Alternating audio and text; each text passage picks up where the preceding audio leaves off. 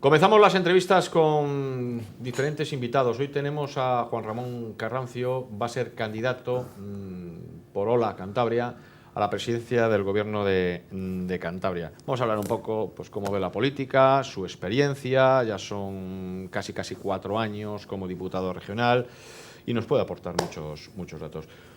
Juan Ramón Carrancio, muy buenas. Muy buenas tardes. Vaya líos, ¿no? Bueno, La política es un lío, ¿no? Al final. bueno, yo creo que es un reflejo de lo que ocurre en la sociedad. Y al final, pues ahora mismo, aunque hay paz social, esto no es Venezuela, por ejemplo, ¿no? Que ahora vemos que hay este follón, pero sí es verdad que la sociedad está en un momento de cambio ahora mismo. Quizá por eso somos más necesarios que nunca nosotros. 3 años y medio, casi 4 de diputado en el Parlamento de Cantabria. ¿Cómo has vivido todo esto? Muy diferente a como lo imaginaba y desde luego con un desenlace muy diferente. También hay que entender que yo, junto con otros compañeros, fuimos fundadores de una opción política que pensábamos que era de centro y que a mitad de camino nos hemos llevado una decepción enorme. Todo eso, quieras que no, trasluce. Y luego... Sí, porque a mí me gustaría que pudieras explicar el por qué estabas en una formación y ahora no estás. Porque mucha gente lo ha comprendido, pero mucha gente no. Entonces, tienes la oportunidad de intentar aclararlo. No, me encanta. Yo siempre he creído en la política de centro, sin extremos, ni de izquierdas, ni de derechas, sin histrionismos, sin populismos. Una política sensata, que al fin de cuentas es lo que hay en el centro político. Y en España es verdad, desde que desapareció la UCD, el CDS dio los últimos estertores, es el gran ausente en la política. En España no hay un partido de centro que estabilice estos extremos a los que a veces somos tan dados todos, ¿no? Y cuando se llegó Ciudadanos, nosotros habíamos tenido, yo y 3 o 4 más que iniciamos en Ciudadanos, habíamos tenido un breve paso por UPyD, nos fuimos a casa desilusionados, y cuando llega Ciudadanos pensamos que era el partido de centro que estábamos esperando. De hecho, ellos se vendían así. Yo estuve en el Consejo Nacional, fundé el partido en Cantabria, y me quedó muy claro que no era un partido de centro. Era un populista más que se aprovechaba en ese momento de centro. Primero había tenido tintes como de izquierdas cuando le interesó, porque electoralmente le interesaba para comerse el cinturón rojo de Barcelona.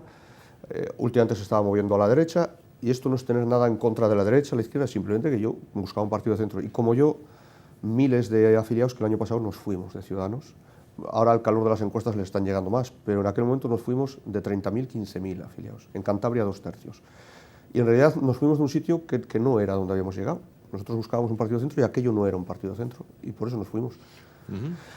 Una vez que nos vamos, nos planteamos irnos para casa o no.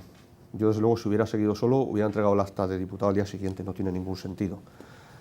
Lo que ocurre es que nos reunimos en una asamblea, en un local que nos prestaron en Los Castros, y la mayoría de la gente decidió que no había, que ellos tenían ilusión por llevar un proyecto de centro adelante y que no le había.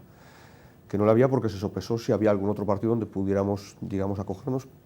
¿Consideras que ahora en Cantabria ninguna formación política? ¿Es de centro? No, ni en Cantabria, y en España, con quienes estamos coaligados, que es contigo, Somos Democracia, que es un partido formado en origen, lo mismo que nosotros en origen, por exmilitantes de Ciudadanos. Luego es verdad, ellos yo no lo sé, nosotros ahora mismo ya son más las personas, los militantes que vienen nuevos, que los que iniciamos el proyecto. Y bien, ponéis en marcha Hola Cantabria. Hola Cantabria. Hola Cantabria, pues con la idea de ser ese referente de centro que no existe.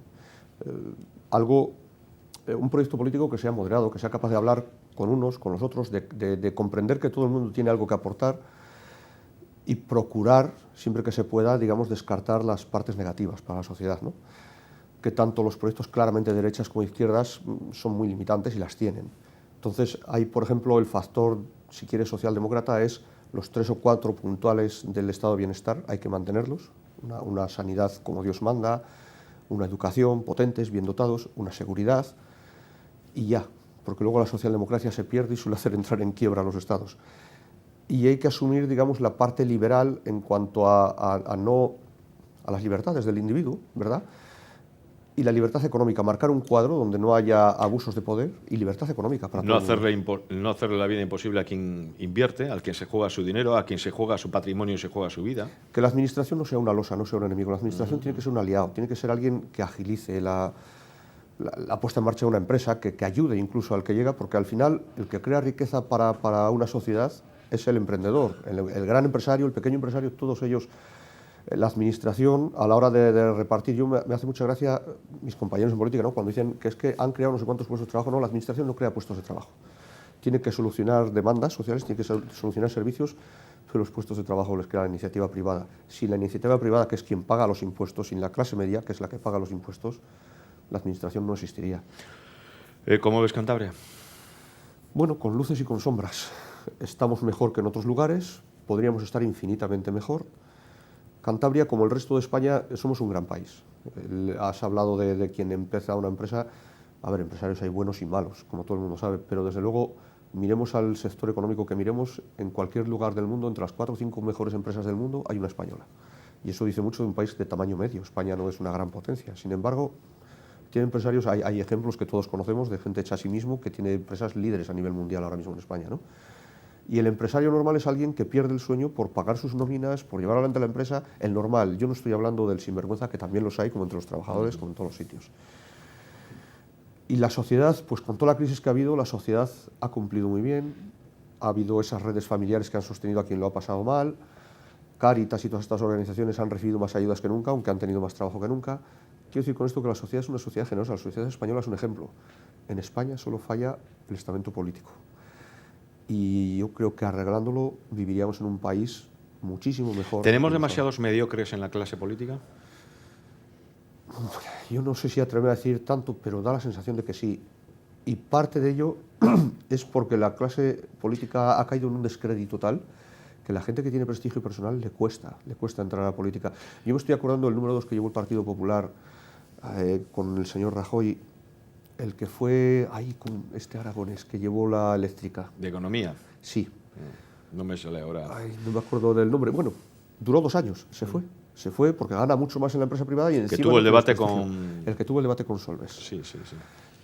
Ese es el ejemplo paradigmático, pero es que eso está sucediendo continuamente. De personas, yo sé de algún ejemplo de aquí en Cantabria que han intentado fichar, nosotros hemos intentado fichar, depende a quiénes. Claro, hablamos de profesionales que tienen un prestigio personal, que se ganan la vida muy bien en el mundo privado y que eso de ir a la política a ganar menos dinero en muchas ocasiones y a que encima su prestigio personal decaiga, pues no les seduce. Mira, yo hace años me enseñaron, cuando había un candidato político, a hacer un poco de análisis y un seguimiento. Es decir, ¿de dónde viene? Su trayectoria está ahí, ¿de dónde viene? Aparte de hacer yo ese análisis, ¿de dónde viene? Yo también me pregunto, ¿dónde iría si dejaría su puesto de político? Y cada día me encuentro más la respuesta, a ningún sitio. Cuando una persona depende tanto del cargo político donde está, porque hay gente que es que llevan toda su vida en la política, que me parece bien, pero lo preocupante es que si ese día, cuando llegue ese momento, dejan su cargo político, no tiene dónde ir. Entonces ya le importa poco la ideología, lo mejor para su país, para sus habitantes, porque lo que le interesa es seguir manteniéndose. En la mayoría de los casos, evidentemente me estoy refiriendo. De hecho, yo soy consciente, lo mismo que nos fuimos muchos cargos de ciudadanos cuando vimos que aquello era un engaño intelectual, vamos a decir, que había hecho transfugismo ideológico el partido, como ha hecho y como volverá a hacer, visto lo que estoy viendo, ¿no? Que hay otros muchos cargos que no se fueron por eso mismo, porque no tienen dónde ir. Y yo daría nombres y apellidos, no tiene razón de ser aquí, pero, bueno, sí. Pero ocurre. Sí. Yo lo he visto en primera persona. Yo cada día, cada programa, intento de que nuestros telespectadores lo vayan pensando, ¿no? Hacer un seguimiento de un cargo político, hasta ahí, pero también la pregunta es ¿dónde iría? Si la respuesta es no iría a ningún sitio, puede ser peligroso. Sí, porque va a hacer cualquier cosa por mantener su modo de vida, claro. Bien. Oye, si eres presidente para Cantabria, a ver, algo que te preocupa en exceso. Yo creo que ahora mismo, fíjate, la administración de Cantabria maneja más dinero del que ha manejado nunca. Sin embargo, año tras año, seguimos estando en déficit, seguimos aumentando la deuda. Esto quiere decir que año tras año tenemos cada vez más gastos financieros, que hay que pagarlos. Eso va en detrimento de tener servicios mejores y va a las espaldas del contribuyente. Lo primero que hay que hacer, y que yo ya le he echado en cara en varias ocasiones durante este ejercicio, es conseguir el equilibrio financiero. Hay margen de sobra para conseguir equilibrio financiero, para bajar los impuestos y para mejorar los servicios. Y hay margen de sobra, lo estamos viendo todos los días. A veces vemos tantas noticias en los periódicos que hay un momento que nos saturan y no las ponemos en su lugar. ahora mismo está habiendo un escándalo en sanidad con los contratos menores. Es verdad que... Bueno, mucha gente ha escuchado escándalo en sanidad. ¿En qué consisten esos escándalos?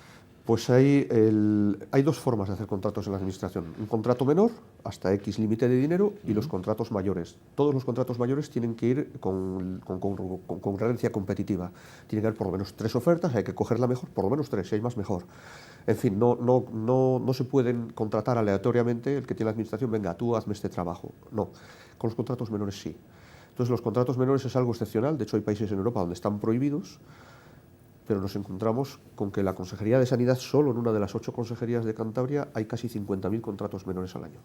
Eso normalmente repercute en cuestiones ilícitas, a veces, como parece ser, lo tendrá que decir un juez, que está ocurriendo ahora, y además en un encarecimiento brutal.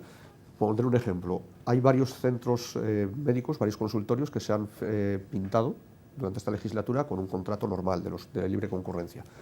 Más o menos a una media de 20-21.000 euros cada uno. Con contratos menores se están pintando a 50.000 euros cada uno. Para que nos hagamos idea del desastre que es esto para la administración. Hay países donde es ilegal que haya un contrato menor directamente. Y yo creo que eso es...